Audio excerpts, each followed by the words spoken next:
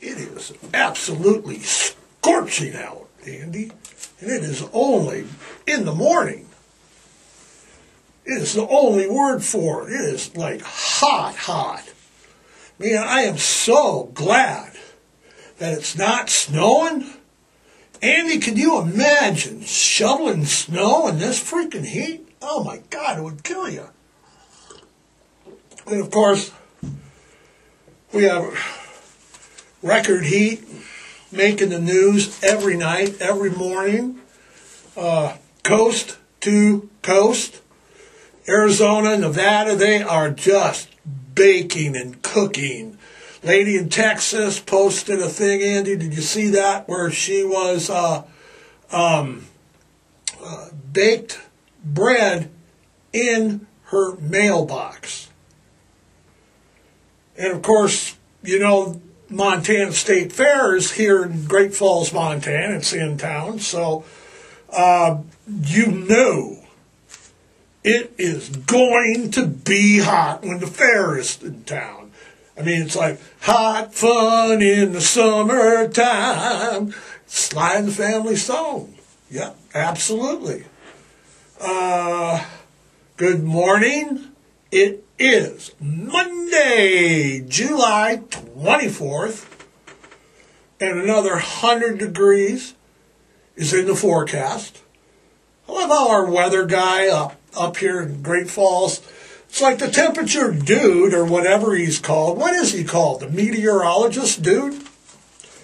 He's up on Gore Hill, up by the airport. He's up there. Great Falls is down like in the, I don't know, it's in a basin or something. And it's like, yeah, it's only like 90, 99, 98 up here. And it's like everybody's temperature is like 103, 104 in town, bank, everybody.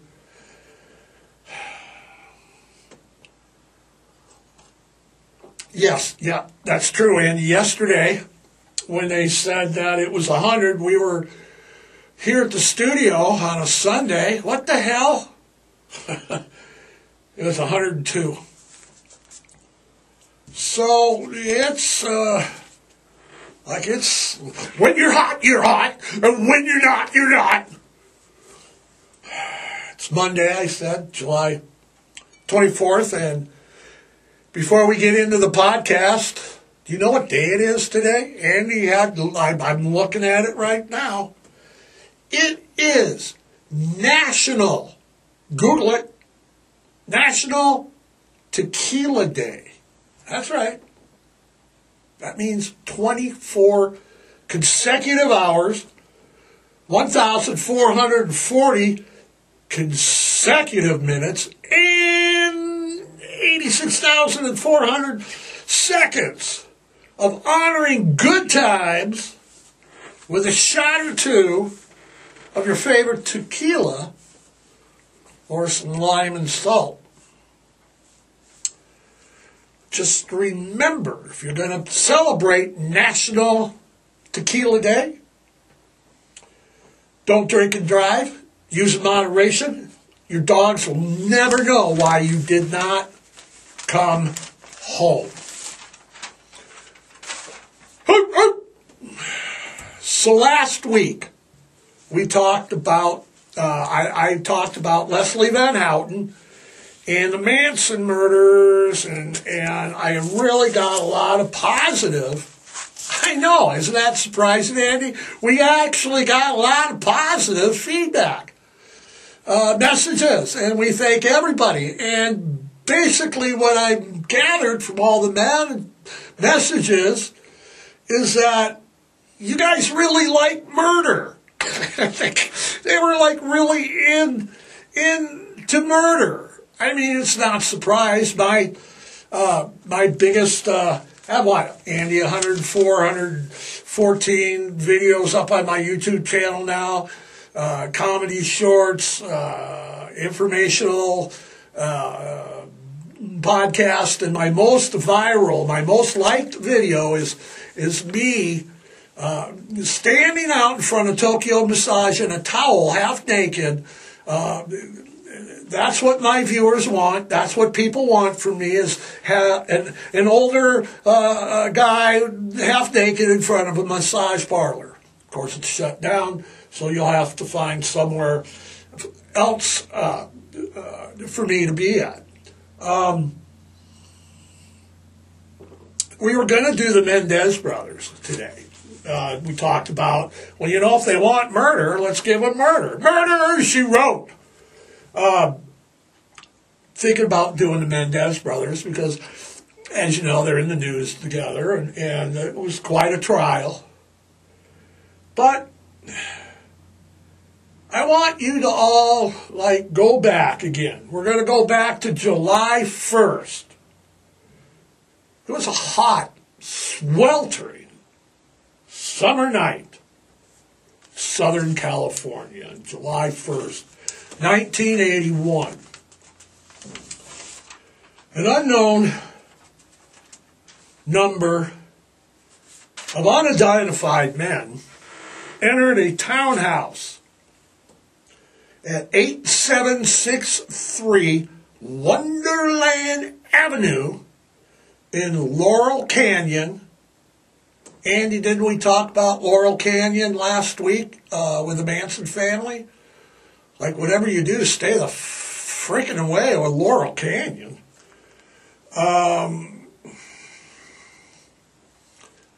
Whoever entered this townhouse bludgeoned to death 4 people with what were believed a combination of hammers and serrated pipes, metal pipes. It's what is known as the Wonderland murders. Welcome to Wonderland. Also called the 4 on the floor murders. 4 dead on the floor, 4 in the floor of a car, hence the name. It was catchy, the news picked it up. The 4 bodies that were discovered were so badly beaten and so bloodied that the Los Angeles Police Department and the investigators immediately compared it to the Tate LaBianca murders that we talked about last week with the Manson family. Now, the house on Wonderland Avenue was home to the Wonderland Gang, and that was at the time in the late 70s. They were Los Angeles's most successful, biggest cocaine dealers in the whole Orange County, whole basin. They were it. They had the market cornered. Okay. Now,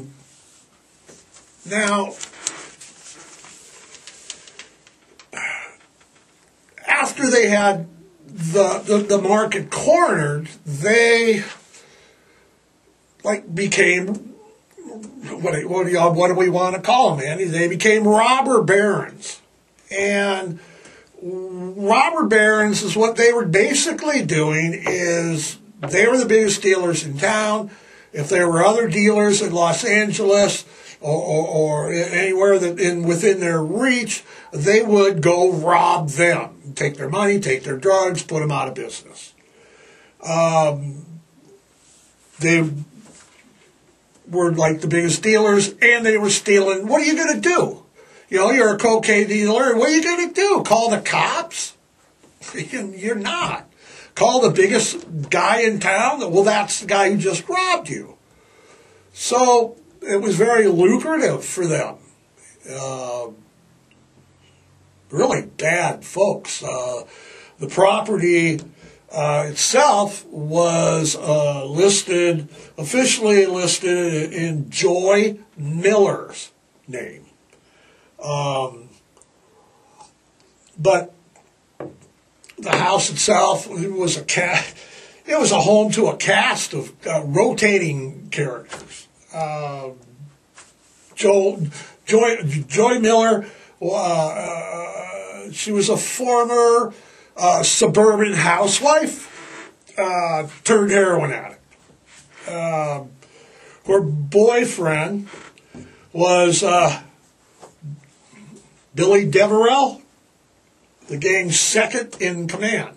You know, and they, by all accounts, Billy wasn't really he was a second in the command because he was more of a follower. Plus, they only had 4 or 5 people, you know. The gang's leader, though, was Ron Lawrence. And Ron was as cold-blooded, check it and see. I got a fever of 103. Come on, babe. This has nothing to do with the podcast. Okay. Like I was saying, Ron Lawrence was as cold as ice. He made himself during the Vietnam War in his bones or whatever when he was dishonorably discharged from the Army for smuggling drugs back into the United States in the bodies of dead servicemen. So Ron was a piece of work right from the get-go. Ron's wife, Susan Lawrence, also lived at Wonderland, by all counts. She wasn't really involved in every of this. She just was a hanger-oner, an addict, as well as David Lynn and Tracy McCourt. As your group there. Who? John Holmes, the porn star? We're coming to him.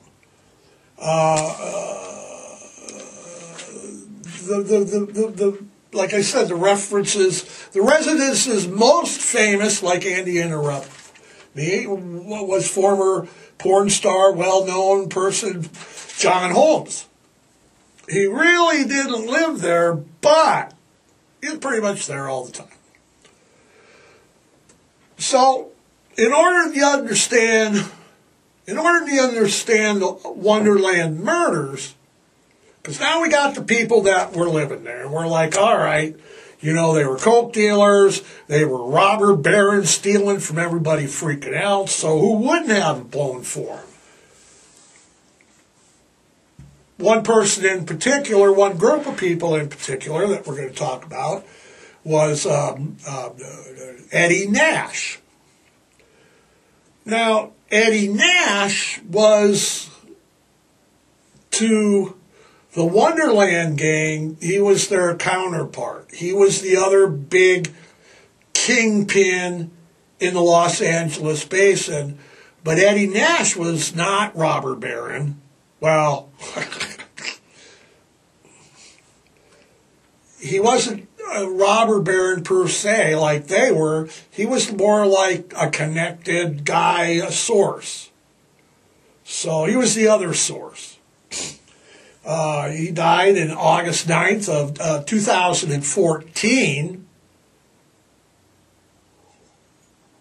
He was a Los Angeles nightclub and restaurant owner.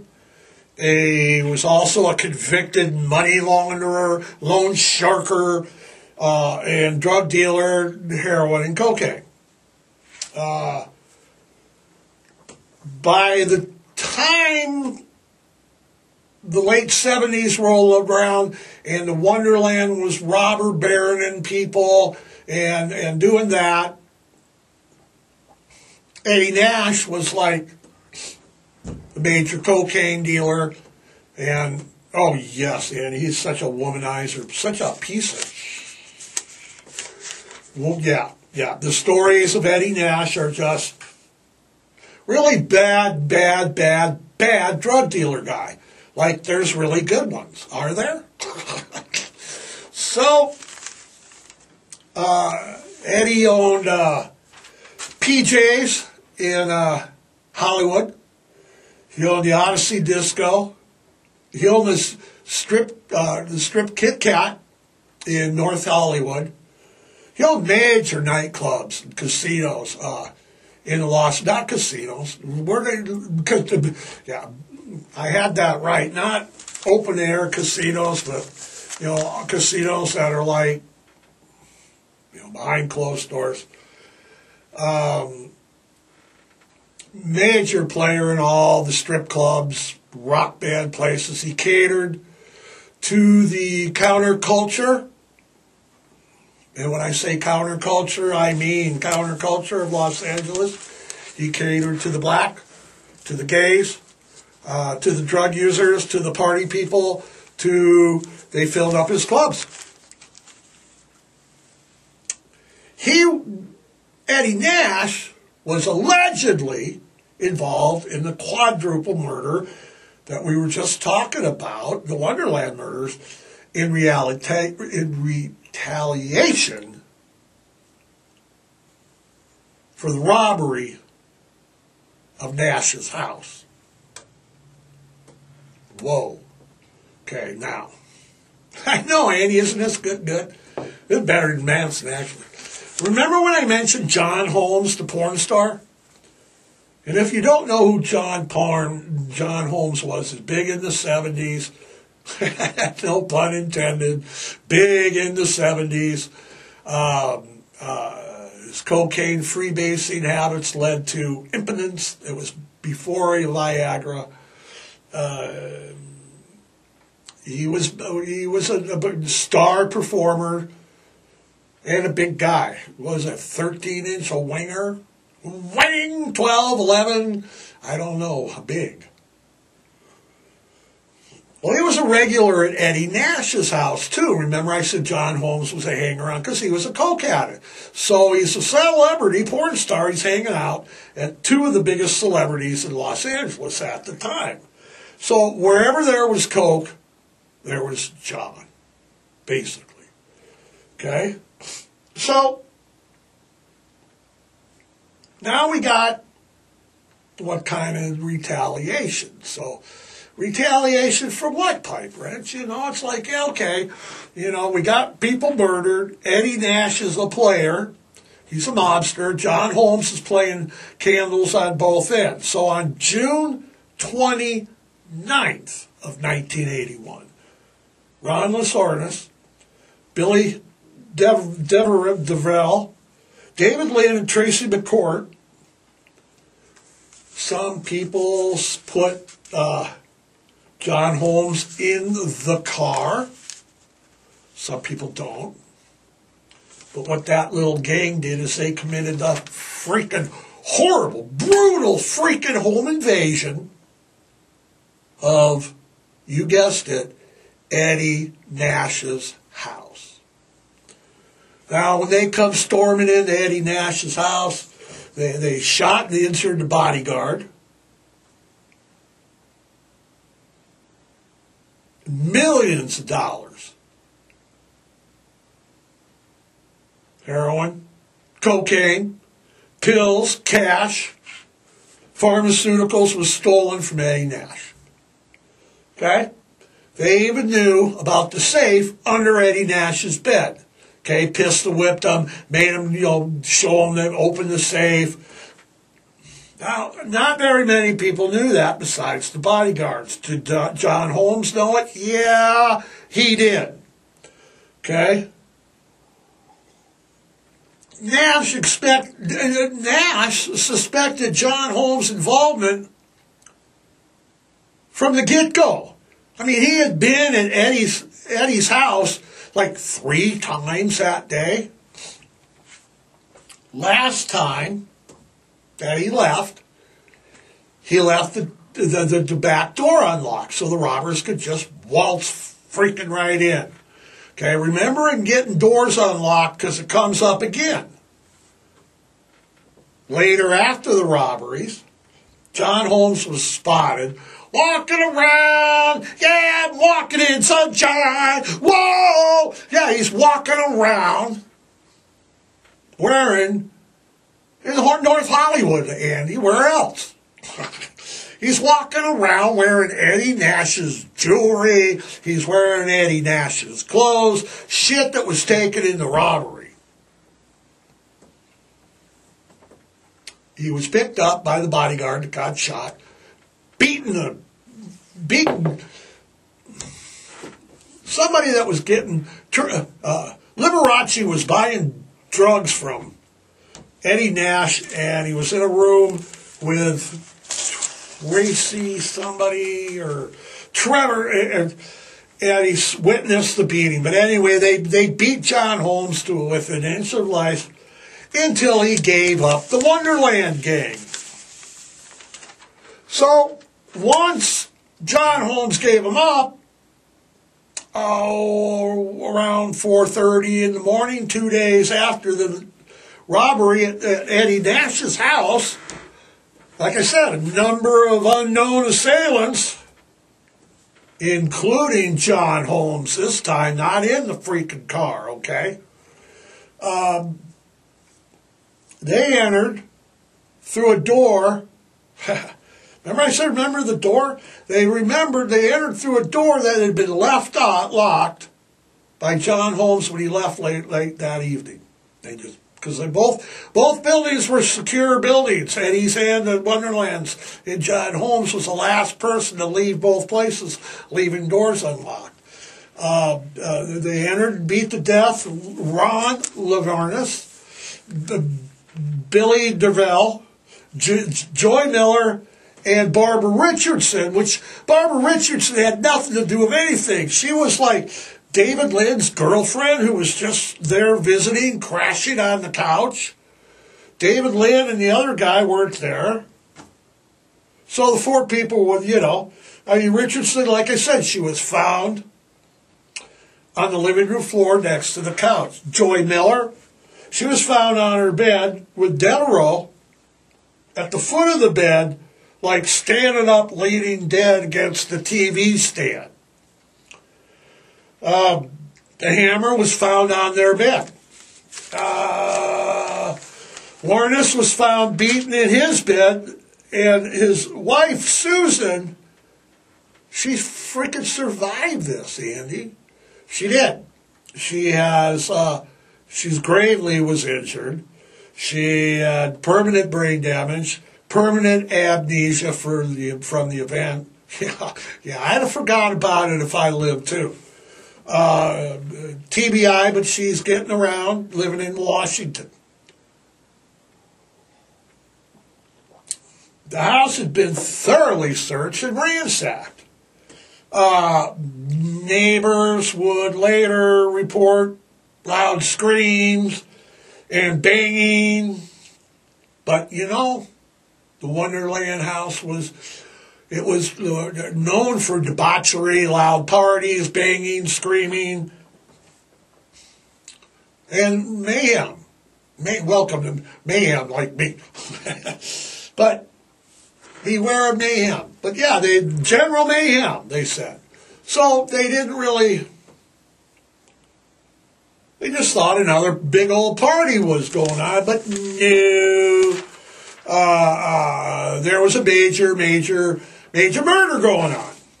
Wonderland murders, 4 on the floor murders. Los Angeles police searched Nash's house a few days after the Wonderland murders and found over $1 million worth of cocaine. So they're just stealing this cocaine from each other. And a bunch of stolen items from the residents, the townhouse on Wonderland Avenue. Always a good idea. If you're going to commit murders, steal their personal artifacts and keep them around for evidence.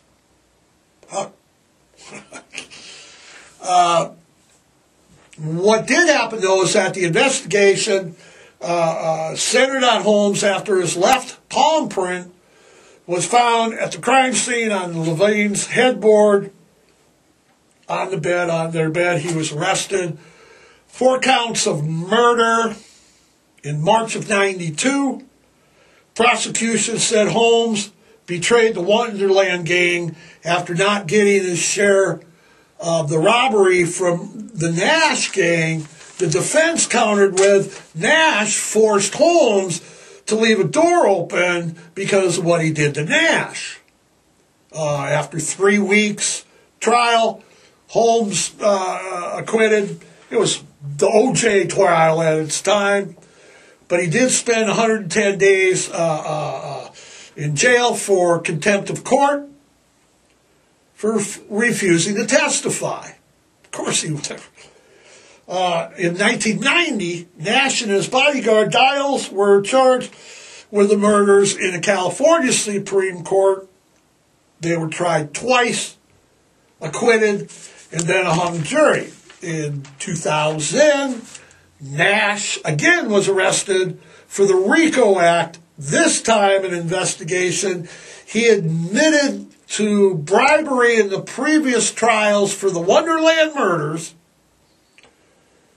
and admitted to having associates retrieve stolen property from the Wonderland residents, but not murder, and received 4.5 years. Holmes died in 1988. Refused to talk to authorities till his dying breath. I mean, they showed up there like 2 days before. After his death, his former first wife, Sharon Holmes, she recounted in interviews and magazine articles how Holmes showed up at her house covered in blood after the murders at Wonderland, admitted that he was forced to watch the murders and that everybody is dead. The murders, really, Andy, have taken place in our culture. They've had the movie Boogie Nights. Mark Wahlberg, yep. That had part of the story in it. And a movie called Wonderland with Val Kilmer. That's had numerous documentaries, TV specials. Everybody's interested because it's like, high-profile murders.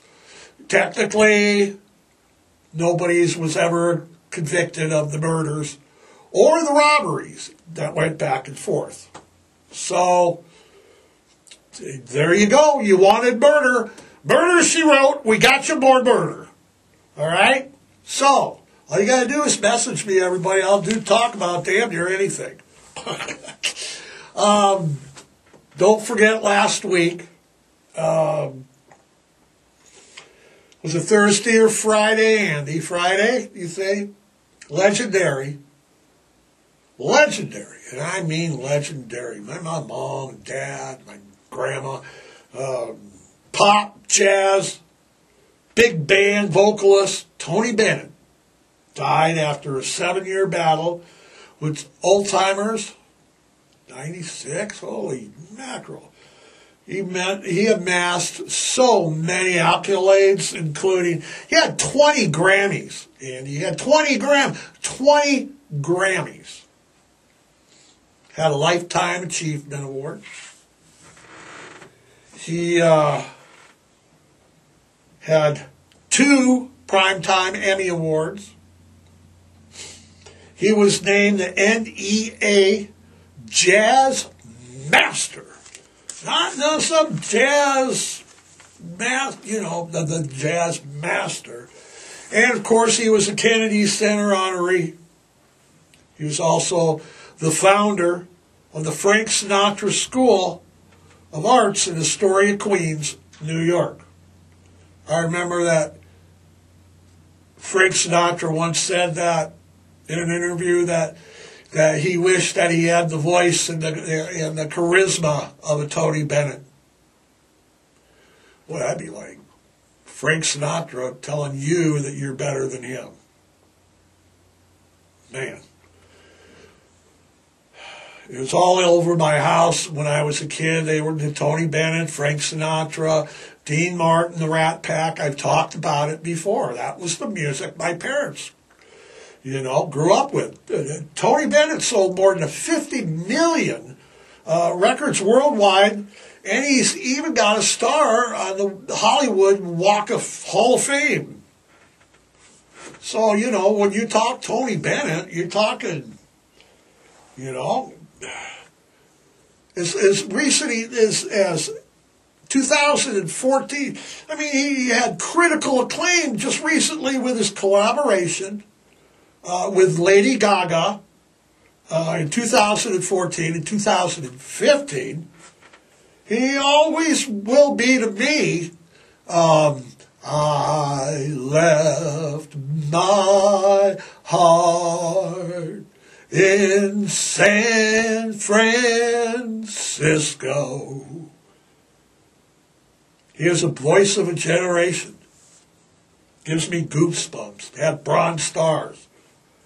He's a World War II vet, just like my dad.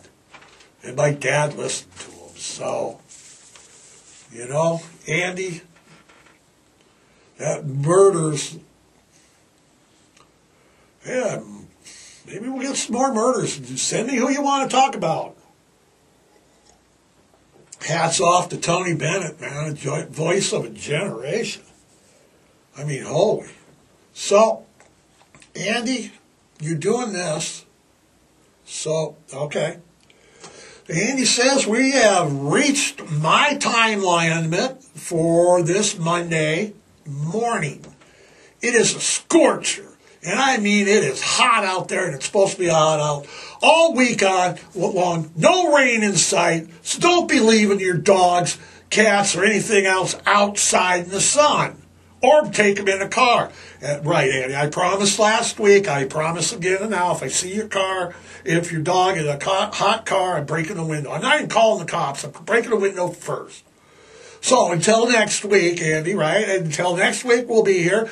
Adopt, don't shop. Remember to spay and neuter, foster, rescue. Adopt a shelter pet today. And hey, keep the cool and take your hat off to the guy that invented air conditioning. Until next week, enjoy National Tequila Day. We're out of here, man.